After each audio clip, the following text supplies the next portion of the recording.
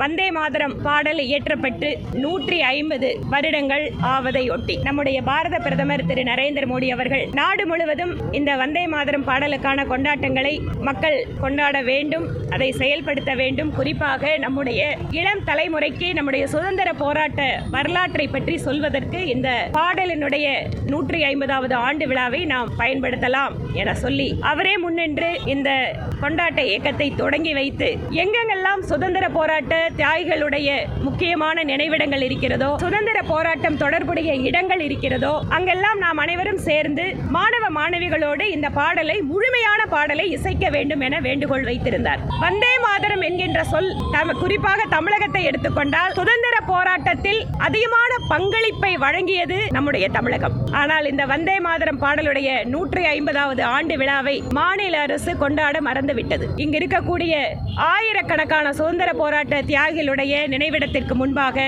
சுதந்திர போராட்ட இயக்கங்களுடைய முக்கியமான இடங்கள் முன்பாக பாரதிய ஜனதா கட்சியும் மற்ற தேசபக்தி இயக்கங்களும் எல்லாரும் முழுமையாக வந்தே மாதரம் பாடலை இசைக்கின்ற நிகழ்வினை நடத்தி கொண்டிருக்கிறோம். வ.உ. சிதம்பரனார் அவர்கள் தன்னுடைய கடுமையான தண்டனையை செக்கெழுத்து இங்குதான் அவர் அந்த காலத்தை சிறை தண்டனை அனுபவித்தார். அப்படிப்பட்ட அந்த இடத்தில் நின்று வந்தே மாதரம் பாடலை எந்த விதமான கட்சி சார்பும் இல்லாமல் ஒரு மக்கள் பிரதிநிதியாக மாணவ மாணவிகளோடு சேர்ந்து நான் பாட வேண்டும் என அனுமதி கேட்டதற்கு 3 நாட்கள் அந்த அனுமதி கடிதத்தில் எந்த முடிவும் எடுக்காமல் வைத்துவிட்டு நேற்று இரவு 7 மணி அளவிலே அந்த இடத்தில் அனுமதி மறுக்கப்பட்டது என்று எங்களுக்கு கடிதம் கொடுக்கிறார்கள். என்ன காரணம்? நாங்க அட்மினிஸ்ட்ரேட்டிவ் ரீசன், செக்யூரிட்டி ரீசன் அப்படிங்கிறாங்க. 150 மாணவ மாணவிகள் வந்தே மாதரம் பாடலை பாடுறதுல என்ன பாதுகாப்பு பிரச்சனை இருக்க முடியும்? நிர்வாக காரணம் என்ன இருக்க முடியும்? வேண்டுமென்றே திராவிட முன்னேற்ற கழக அரசு தேசபக்தியை வளர்க்கின்ற செயல்களை யார் செய்தாலும் அவர்கள் மீது தடை விதிக்கிறது, மறைமுகமாக அழுத்தம் கொடுக்கிறது.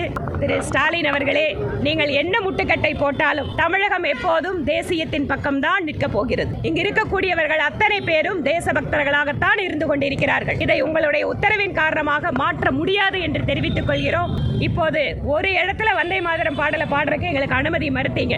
எங்களுடைய கட்சியினுடைய மாவட்ட தலைவர் நூற்றுக்கணக்கான இடங்களில் இந்த நிகழ்ச்சியை நடத்துவதற்கு அவர் ஏற்பாடு செய்து கொண்டிருக்கிறார். தெருக்கள் தோறும் வந்தே மாதரம் பாடுவதற்கு நாங்கள் ஏற்பாடு செய்வோம். உங்களுடைய இந்த அடக்குமுறைக்கு ஒருபோதும் நாங்கள் அஞ்சிவிட மாட்டோம். பிரிட்டிஷ்காரர்களையே இந்த நாட்டிலிருந்து வெளியேற்றுவதற்கான ஒரே மந்திரமாக இருந்தது வந்தே மாதரம் என்பதுதான். இந்த வந்தே மாதரத்தின் வாயிலாக நீங்கள் அதற்கு தடை செய்ய நினைத்தால் இந்த ஒற்றை வார்த்தையே உங்களை வீட்டுக்கு அனுப்புவதற்கு தேசபக்தர்கள் முடிவு செய்வார்கள் என்பதையும் இந்த நேரத்தில் தெரிவித்துக் கொள்கிறோம். SIR என்பது ஏதோ புதிதாக இந்த நாட்டில் செய்யப்படுவது அல்ல. 2002, 2005 தமிழகத்தில் கூட SIR நடத்தப்பட்டது. அப்பெல்லாம் அதை பத்தி எதுவுமே வாயை திறக்கலையே திமுக. இப்ப மட்டும் என்ன கவலை வந்திருக்கு?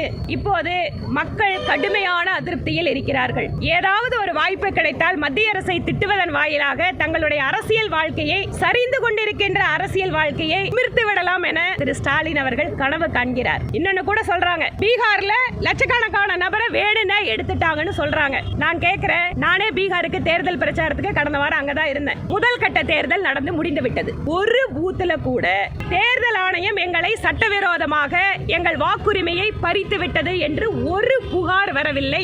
அப்ப என்ன அர்த்தம்? பீகார்ல ஒழுங்கா வாக்காளர் பட்டியல் தயாராயிருக்குன்னு அர்த்தம். இதை தயவு செய்து உங்களுடைய பீகார் அரசியல் கட்சி நண்பர்களோடு கேட்டறிந்து விட்டு அதற்கு பின்பாக உங்கள் பொய் பிரச்சாரத்தை செய்யுங்கள் முதல்வர் அவர்களே என்று கேட்டுக்கொள்கிறோம். நம்முடைய வாக்காளர் பட்டியல் என்பது தூய்மையாக இருக்க வேண்டும், நேர்மையாக இருக்க வேண்டும் என்றுதான் தேர்தல் ஆணையம் இந்த முயற்சியை மேற்கொண்டு இருக்கிறது. நம்முடைய வாக்காளர்கள் ஒருவர் கூட விடுபடக்கூடாது என்பதுதான் தேர்தல் ஆணையத்தினுடைய நோக்கம். SIR-இலே திராவிட முன்னேற்ற கழகம் எவ்வளவு குளறுபடிகள் செய்தாலும் கூட நாங்கள் அத்தனை குடிமக்களுக்கும் வைக்கின்ற வேண்டுகோள் என்பது, உங்கள் இடத்திற்கு BLO என்று சொல்லப்படுகின்ற பூத் லெவல் அதிகாரி வருகிறாரா, உங்களுக்கு படிவம் கொடுக்கிறாரா, உங்களுடைய படிவம் சரியாக ஏற்றப்படுகிறதா என்பதை நாம் ஒவ்வொருவரும் கண்காணிக்க வேண்டும். நாம் விழிப்புடன் இருந்து நம்முடைய வாக்குரிமையை காப்பாற்ற வேண்டும். அதற்கு தேர்தல் ஆணையத்தினுடைய உதவியை ஆன்லைன் வாயிலாக கூட நாட முடியும். இதையும் நாம் புரிந்து கொண்டு SIR எஸ்ஐஆர் முயற்சியிலே அத்தனை பேரும் ஒத்துழைப்பு கொடுத்து ஒரு நேர்மையான வெளிப்படையான வாக்காளர் பட்டியலை உருவாக்குவதற்கு உதவி செய்ய வேண்டும் எனவும் கேட்டுக்கொள்கிறோம். எங்களுக்கு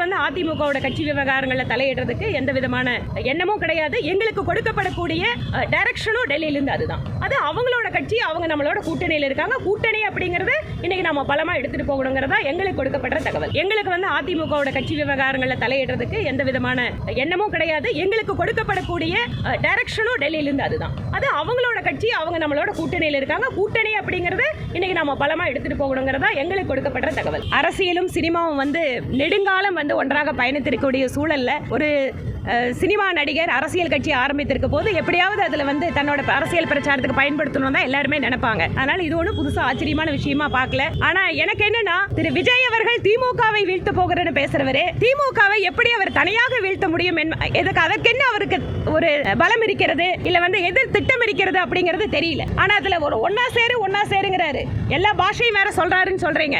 அவர் ஒன்னா யார் கூட சேர போறாரு? சாயந்தரம் 4:30 மணிக்கு நீங்கள் புளியகுளம் மாநகராட்சி பள்ளிக்கு வாருங்கள்.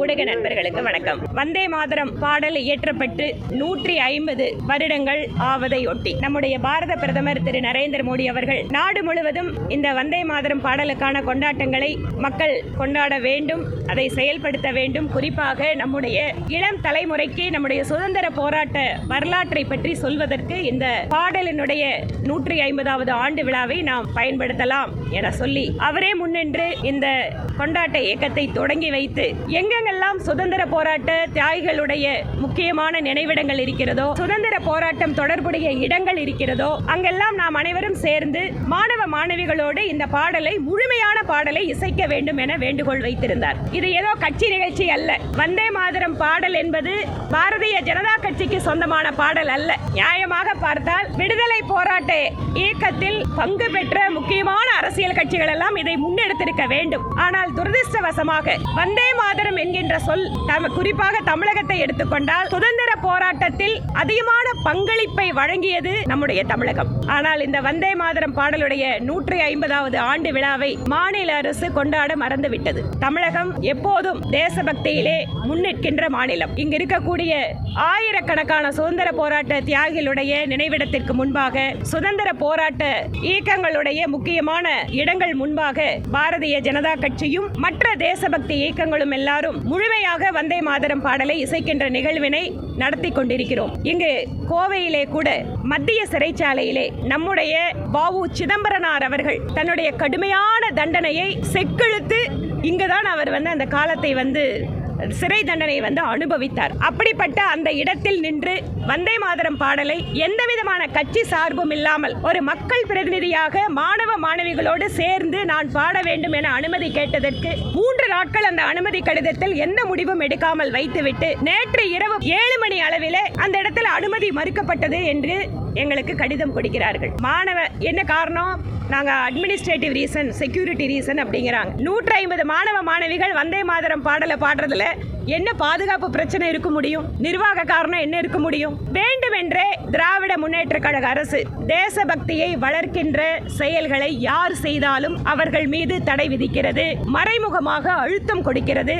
இப்போது கூட இங்கு வ.உ. சிதம்பரனார் அவர்கள் சிலைக்கு மாலை அணிவித்து விட்டு அவர்களோட இடத்துல மாணவ மாணவிகளோடு சேர்ந்து பாடணும்னு கேட்டப்போ மாணவ மாணவிகளை கொண்டு வரக்க அனுமதி இல்லை அப்படின்னு ஜனநாயகத்திற்கு விரோதமாக ஒரு ஆர்டர் போடுறாங்க. ஆனாலும் கூட தேசபக்த சகோதர சகோதரிகள் எங்க அத்தனை பேரும் தேசிய கொடியை எடுத்துக்கொண்டு முழுமையாக வந்தே மாதரம் பாடலை நாங்கள் இசைத்திருக்கிறோம். திரு ஸ்டாலின் அவர்களே, நீங்கள் என்ன முட்டுக்கட்டை போட்டாலும் தமிழகம் எப்போதும் தேசியத்தின் பக்கம்தான் நிற்க போகிறது. இங்கு இருக்கக்கூடியவர்கள் அத்தனை பேரும் தேசபக்தர்களாகத்தான் இருந்து கொண்டிருக்கிறார்கள். இதை உங்களுடைய உத்தரவின் காரணமாக மாற்ற முடியாது என்று தெரிவித்துக் கொள்கிறோம். இப்போது ஒரு இடத்துல வந்தே மாதரம் பாடலை பாடுறதுக்கு எங்களுக்கு அனுமதி மறுத்தீங்க. எங்களுடைய கட்சியினுடைய மாவட்ட தலைவர் 100கணக்கான இடங்களில் இந்த நிகழ்ச்சியை நடத்துவதற்கு அவர் ஏற்பாடு செய்து கொண்டிருக்கிறார். தெருக்கள் தோறும் வந்தே மாதரம் பாடுவதற்கு நாங்கள் ஏற்பாடு செய்வோம். உங்களுடைய இந்த அடக்குமுறைக்கு ஒருபோதும் நாங்கள் அஞ்சிவிட மாட்டோம். ஏனென்றால் பிரிட்டிஷ்காரர்களையே இந்த நாட்டிலிருந்து வெளியேற்றுவதற்கான ஒரே மந்திரமாக இருந்தது வந்தே மாதரம் என்பதுதான். இந்த வந்தே மாதரத்தின் வாயிலாக நீங்கள் அதற்கு தடை செய்ய நினைத்தால் இந்த ஒற்றை வார்த்தையே உங்களை வீட்டுக்கு அனுப்புவதற்கு தேசபக்தர்கள் முடிவு செய்வார்கள் என்பதையும் இந்த நேரத்தில் தெரிவித்துக் கொள்கிறோம்.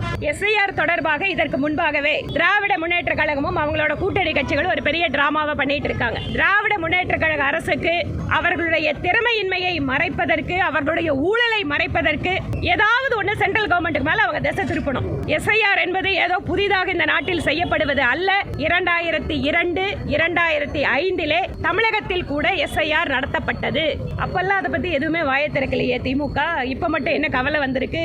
இப்போது மக்கள் கடுமையான அதிருப்தியில் இருக்கிறார்கள். ஏதாவது ஒரு வாய்ப்பு கிடைத்தால் மத்திய அரசை திட்டுவதன் வாயிலாக தங்களுடைய அரசியல் வாழ்க்கையை, சரிந்து கொண்டிருக்கின்ற அரசியல் வாழ்க்கையை நிமிர்த்து விடலாம் என திரு ஸ்டாலின் அவர்கள் கனவு காண்கிறார். SIR என்பது பிஜேபி செய்வது அல்ல. அரசியலமைப்பு சட்டத்திலே தங்களுக்கு வழங்கப்பட்ட சிறப்பு அதிகாரத்தின் வாயிலாக தேர்தல் ஆணையம் இந்த பணியை செய்து கொண்டிருக்கிறது. இன்னொன்னு கூட சொல்றாங்க, பீகார்ல லட்சக்கணக்கான நபரை வேணும்னே எடுத்துட்டாங்கன்னு சொல்றாங்க. நான் கேட்கிறேன், நானே பீகாருக்கு தேர்தல் பிரச்சாரத்துக்கு கடந்த வாரம் அங்கதான் இருந்தேன். முதல் கட்ட தேர்தல் நடந்து முடிந்து விட்டது. ஒரு பூத்துல கூட தேர்தல் ஆணையம் எங்களை சட்டவிரோதமாக எங்கள் வாக்குரிமையை பறித்து விட்டது என்று ஒரு புகார் வரவில்லை. அப்ப என்ன அர்த்தம்? பீகார்ல ஒழுங்கா வாக்காளர் பட்டியல் தயாராயிருக்குன்னு அர்த்தம். இதை தயவு செய்து உங்களுடைய பீகார் அரசியல் கட்சி நண்பர்களோடு கேட்டறிந்து விட்டு அதற்கு பின்பாக உங்கள் பொய் பிரச்சாரத்தை செய்யுங்கள் முதல்வர் அவர்களே என்று கேட்டுக்கொள்கிறோம். தமிழகத்தில் நடக்கக்கூடிய SIRல பல்வேறு முறைகேடுகள். ஏனென்றால் தேர்தல் ஆணையம் மாநில அரசின் அதிகாரிகளை தான் நம்பி இருக்க வேண்டும். மாநில அரசு அதிகாரிகள் வாயிலாகத்தான் இந்த SIR செய்ய முடியும். ஆனா இங்க என்ன நடக்குது? நாங்க ஒரு பக்கம் SIRக்கு எதிராக போராடுறோம்னு சொல்லிட்டு ஒரு டிராமா பண்றது. ஆனா SIR பண்ணக்கூடிய பூத் லெவல் ஆபீசர் எல்லாத்தையும் திமுக கட்சிக்காரங்களை வச்சு மிரட்டுறது, இல்லனா அவங்க கிட்ட இருக்கிற ஃபார்மை வாங்கி இவங்க டிஸ்ட்ரிபியூட் பண்றது. இதுதான் இன்னைக்கு நடந்துட்டு இருக்கு. எங்கள் எல்லா அரசியல் கட்சி அதாவது பூத் ஏஜென்ட்டும் அவங்களோட போலாம். அங்க போய் பல்வேறு இடங்கள்ல வந்து எங்களோட கட்சி நிர்வாகிகள் புகார் கொடுத்திருக்காங்க. இது தொடர்ச்சியாக இருக்கும் என்றால் நிச்சயமாக சம்பந்தப்பட்ட அதிகாரிகளை தேர்தல் ஆணையத்தை எங்கள் கட்சி மனுவாக அவர்களுக்கு கொடுக்கும் என்பதையும் தெரிவித்துக் கொண்டு, ஒருபுறம் நம்முடைய வாக்காளர் பட்டியல் என்பது தூய்மையாக இருக்க வேண்டும், நேர்மையாக இருக்க வேண்டும் என்றுதான் தேர்தல் ஆணையம் இந்த முயற்சியை மேற்கொண்டு இருக்கிறது.